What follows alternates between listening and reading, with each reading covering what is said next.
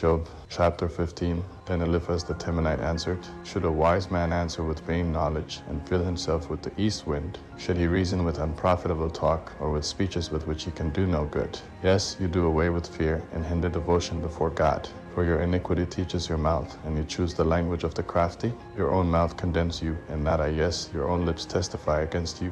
Are you the first man who was born? Or were you brought out before the hills? Have you heard the secret counsel of God? Do you limit wisdom to yourself? What do you know that we don't know? What do you understand which is not in us? With us are both the gray-headed and the very aged man, much older than your father. Are the consolations of God too small for you, even the word that is gentle toward you? Why does your heart carry you away? Why do your eyes flash, that you turn your spirit against God, and let such words go out of your mouth? What is man, that he should be clean? What is he who is born of a woman, that he should be righteous? Behold, he puts no trust in his holy ones. Yes, the heavens are not clean in his sight. How much less one who is abominable and corrupt, a man who drinks iniquity like water? I will show you, listen to me, that which I have seen I will declare. The wicked man rides in pain all his days, even the number of years that are laid up for the oppressor. The sound of terrors is in his ears. In prosperity the destroyer will come on him. He doesn't believe that he will return out of darkness. He is waited for by the sword. He wanders abroad for bread, saying, Where is it? He knows that the day of darkness is ready at his hand. Distress and anguish make him afraid. They prevail against him as a king ready to the battle. Because he has stretched out his hand against God and behaves himself proudly against the Almighty, he runs at him with a stiff neck, with the thick shields of his bucklers. Because he has covered his face with his fatness and gathered fat on his thighs. He has lived in desolate cities, in houses which no one inhabited, which were ready to become heaps. He will not be rich, neither will his substance continue, neither will their possessions be extended on the earth. He will not depart out of darkness. The flame will dry up his branches. He will go away by the breath of God's mouth. Let him not trust in emptiness, deceiving himself, for emptiness will be his reward. It will be accomplished before his time. His branch will not be green. He will shake off his unripe grape as the vine, and will cast off his flower as the olive tree. For the company of the godless will be barren, and fire will consume the tents of bribery. They conceive mischief and produce iniquity. Their heart prepares deceit. Chapter 16. Then Job answered, I have heard many such things. You are all miserable comforters. Shall vain words have an end? But what provokes you that you answer? I also could speak as you do. If your soul were in my soul's place, I could join words together against you, and shake my head at you, that I would strengthen you with my mouth. The solace of my lips would relieve you. Though I speak, my grief is not subsided. Though I forbear, what am I eased? But now, God, you have surely worn me out. You have made all my company desolate. You have shriveled me up. This is a witness against me. My leanness rises up against me. It testifies to my face. He has torn me in his wrath and persecuted me. He has gnashed on me with his teeth. My adversary sharpens his eyes on me. They have gaped on me with their mouths. They have struck me on the cheek reproachfully. They gather themselves together against me. God delivers me to the ungodly and casts me into the hands of the wicked. I was at ease, and he broke me apart. Yes, he has taken me by the neck and dashed me to pieces. He has also set me up for his target. His archers surround me. He splits my kidneys apart and does not spare. He pours out my bile on the ground. He breaks me with breach on breach. He runs at me like a giant. I have sewed sackcloth on my skin and have thrust my horn in the dust. My face is red with weeping. Deep darkness is on my eyelids, although there is no violence in my hands, and my prayer is pure. Earth, don't cover my blood. Let my cry have no place to rest. Even now, behold, my witness is in heaven. He who vouches for me is on high. My friends scoff at me. My eyes pour out tears to God, that he would maintain the right of a man with God, of a son of man with his neighbor. For when a few years have come, I will go the way of no return. Chapter 17. My spirit is consumed. My days are extinct, and the grave is ready for me. Surely there are mockers with me. My eye dwells on their provocation. Now give a pledge, a collateral for me with yourself. Who is there who will strike hands with me? For you have hidden their heart from understanding, therefore you will not exalt them. He who denounces his friends for plunder, even the eyes of his children will fail. That he has made me a byword of the people. They spit in my face. My eye also is dim by reason of sorrow.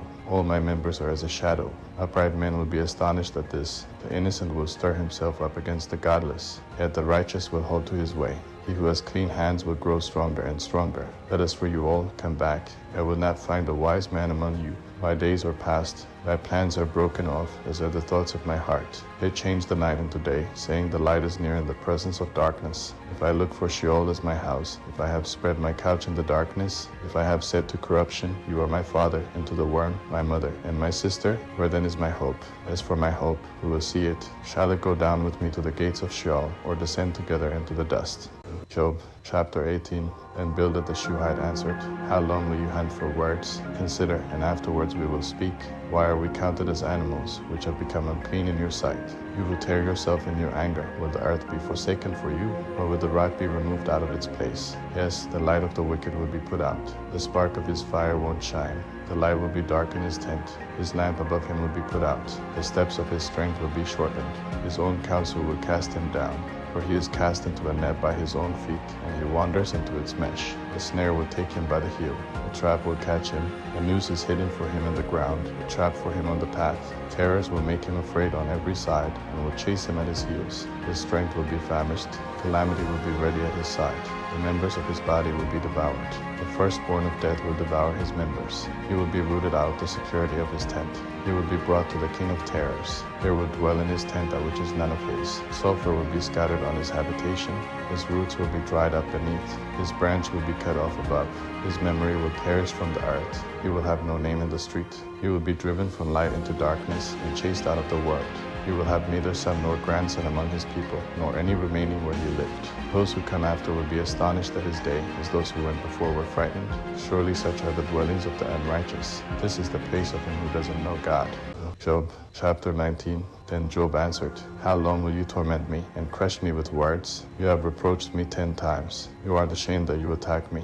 If it is true that I have erred, my error remains with myself. If indeed you will magnify yourselves against me, and plead against me my reproach, know now that God has subverted me, and has surrounded me with his net. Behold, I cry out of Rome, but I am not heard. I cry for help, but there is no justice. He has walled up my way so that I can't pass, and has set darkness in my paths. He has stripped me of my glory, and taken the crown from my head. He has broken me down on every side, and I am gone.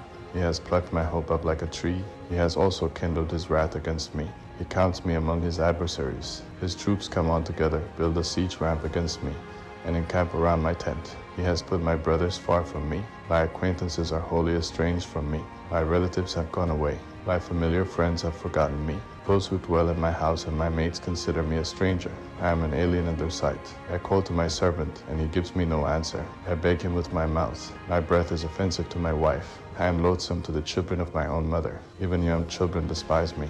If I arise, they speak against me. All my familiar friends abhor me. They whom I loved have turned against me. My bones stick to my skin and to my flesh. I have escaped by the skin of my teeth. Have pity on me. Have pity on me, you my friends, for the hand of God has touched me. Why do you persecute me as God, and are not satisfied with my flesh? Oh, that my words were now written. Oh, that they were inscribed in a book, that with an iron pen and lead they were engraved in the rock forever. That as for me, I know that my Redeemer lives. In the end, he will stand upon the earth. After my skin is destroyed, then I will see God in my flesh, whom I, even I, will see on my side. My eyes will see, and not as a stranger. My heart is consumed within me. If you say, how we will persecute him, because the root of the matter is found in me. Be afraid of the sword, for wrath brings the punishments of the sword, that you may know there is a judgment.